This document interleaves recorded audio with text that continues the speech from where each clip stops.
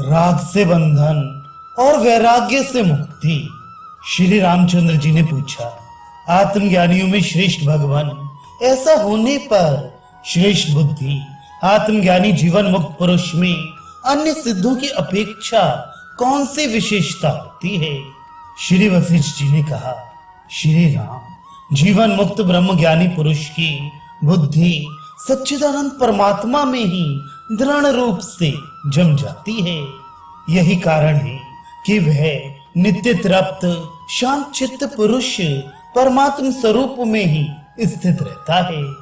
मंत्र, तप एवं तंत्र की सिद्धि से युक्त सिद्धों के द्वारा प्राप्त की गई जो आकाश गमन आदि सिद्धियां हैं, उनमें कौन सी महत्व की विशेषता की बात है?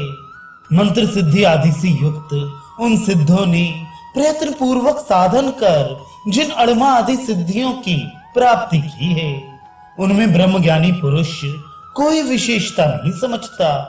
उस जीवन मुक्त महात्मा में यही विशेषता है कि वे मूढ़ बुद्धि अज्ञानी पुरुषों के समान नहीं रहता। उस महाबुद्धि का मन सभी वस्तुओं में आसक्ति के परित्याग के कारण राग रहित तथा निर्मल ही बना रहता है और वह कभी भी विषय भोगों में नहीं फंसता है, जिसका स्वरूप समस्त बाहरी चिन्हों से रहित है तथा तत्व ज्ञान से दीर्घकालिक सांसारिक भ्रम की निवृत्ति हो जाने के कारण जो परम शांति को प्राप्त हो चुका है। उस ज्ञानी महापुरुष में काम, क्रोध, विषाद, मोह, लोभ आदि आपत्तियों का नित्य अत्यंत अभाव ही रहता है। प्रिय श्री राम, महासर्ग के आरंभ में प्राणी उस परमात्मा से निकलकर अपने अपने कर्मों के अनुसार अनेक प्रकार के जन्मों का अनुभव करता है। परमात्मा से निकलने के बाद उन जीवों के अपने अपने जो कर्म हैं, वे ही सुख और दुख के कारण होते हैं तथा अपनी अपनी समझ के अनुसार उत्पन्न हुआ जो संकल्प है, वही शुभ अशुभ कर्मों का कारण होता है। निष्पाप श्री राम, ये इंद्रियां जिस जिस विषय की ओर निरंतर दौड़ती हैं, उस विषय में पुरुष राग के द्वारा बंध जाता है। इसलिए उन विषयों में राग न करने वाला पुरुष ही मुक्त होता है। अतएव तृण से लेकर देवादि शरीर तक के जितने स्थावर जंगम रूप विनाशशील पदार्थ हैं, उनमें तुमको रुचि नहीं करनी चाहिए।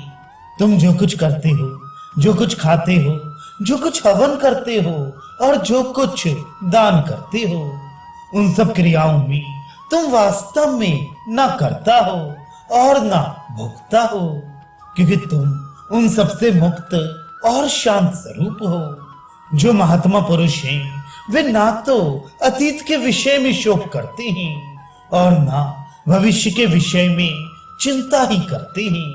वे तो वर्तमान काल में जो कुछ न्याय युक्त प्राप्त हो जाता है, उसी का उचित रूप में संपादन करते हैं। श्री राम, तृष्णा, मोह, मद आदि जितने त्याज्य भाव हैं, वे सब मन में ही स्थित रहते हैं।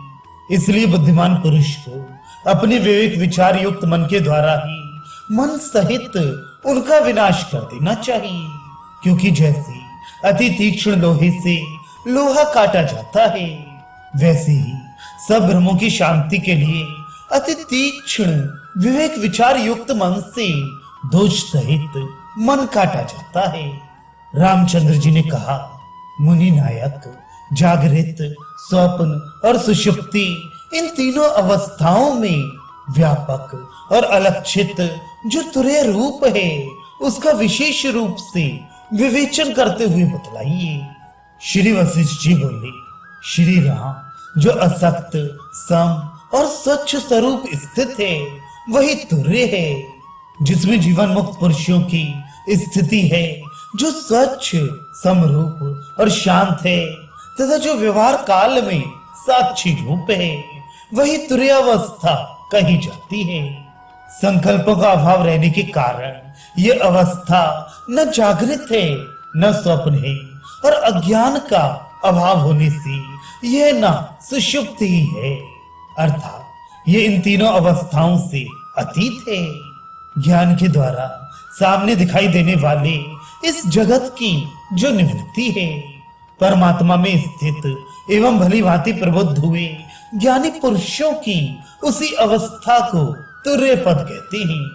अहंकार का त्याग होने पर और चित्त के विलीन हो जाने पर जब समता की उत्पत्ति हो जाती है, तब उसे तुर्यावस्था कहते हैं।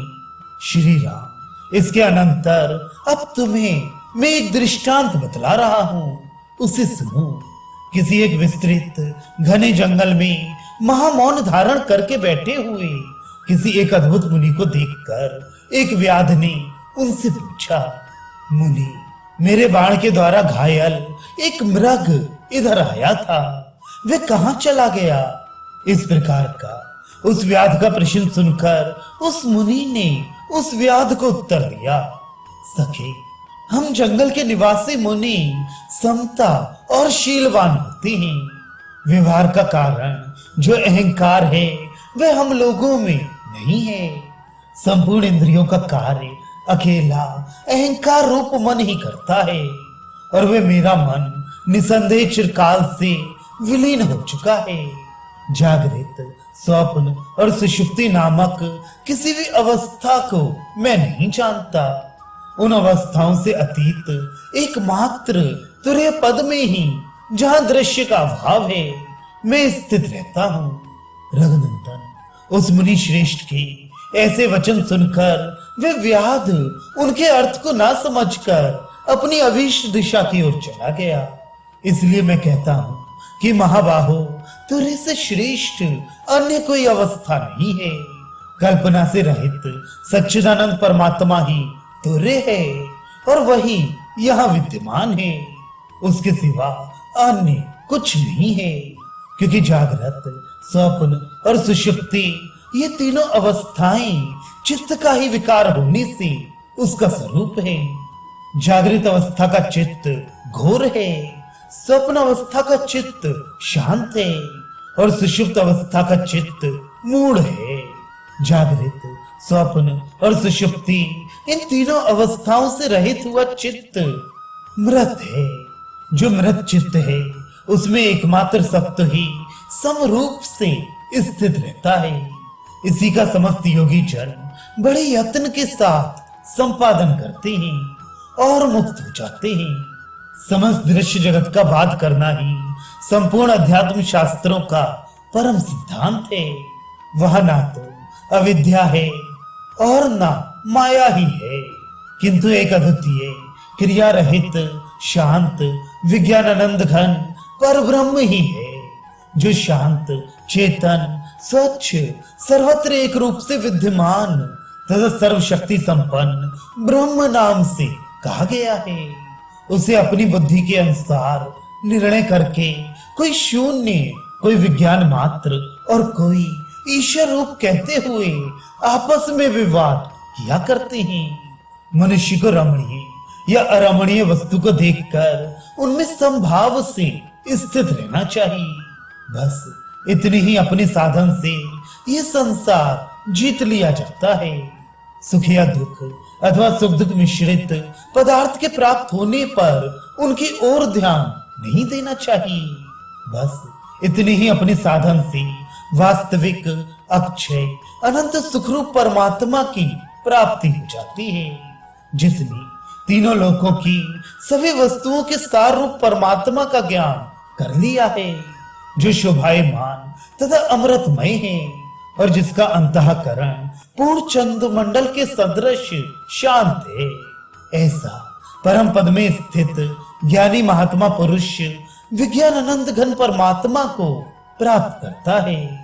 वह कर्मों को करता हुआ भी कुछ नहीं करता।